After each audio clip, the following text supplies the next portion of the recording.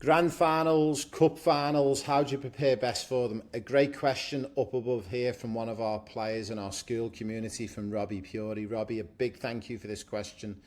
His team's made it to the grand final. He wants to know how to prepare for it, what to do before it, because they're a really strong team.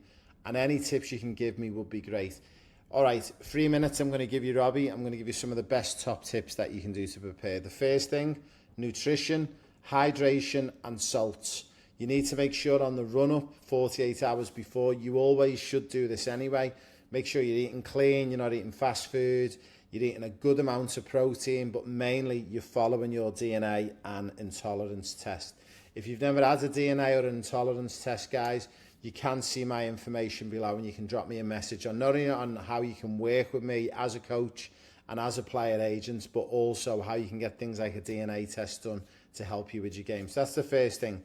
The second thing I would do as well is make sure you don't go too heavy in regards to training on the run up to the final. So especially 48 hours out, you should be only doing light technical work, stretching. If you've got the ability to have an ice bath a couple of days out and a day before, there's a great preparation to make sure inflammation's right down. The big thing and the third thing I would say is, as an outfield player, Robbie, I would encourage you, and there's one top tip I could give you in any big game, is to focus on one thing. We learned this secret when I worked in the Premier League, and I worked on football's biggest project where the Premier League and the FA spent £2 billion to date. The number one tip we can give you is focus on one thing in your game. Don't try and worry about defending. Don't try and worry about shape. Don't worry about your attacking and taking the ball on this foot. Focus on one area. And there's one top tip I can give you to focus, especially for a big game in a grand final. Every single time you or a teammate loses the ball, I want you to do one thing for me. Recover back behind the ball as fast as you can. So basically doing doggies. Now, I want to make this clear.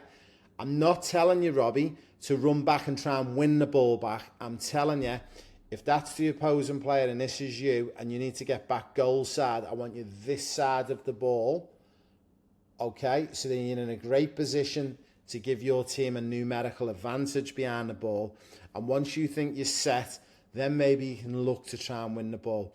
All of the top teams do this. Liverpool, Arsenal, Real Madrid, Barcelona. Okay, all the top teams do it. So my advice for you would be, in this game, when you're in the grand final, every single time you or a teammate loses the ball, recover as fast as you can behind the ball. Give your team a numerical advantage. If you can get 6 players behind the ball and they've got 4 coming towards you, then you've got a 2-man advantage, okay? If you're in a position where you're close to the player with the ball, we always focus on D, and R. Delay, deny, and restrict, okay? Delay, deny, and restrict. And the reason why we do DDR in the Premier League at the top academies, it's quite simple. If you can delay and deny and restrict a player, that's going to hold them up for 2 to 3 seconds. It's going to give your teammates a chance to recover behind the ball, giving you a numerical advantage. The benefits of having a numerical advantage behind the ball is quite obvious. You've got a greater chance of winning it back, and there's a less chance you're going to concede the goal. Robbie, fantastic question. Good luck with your final, and do me a big favour.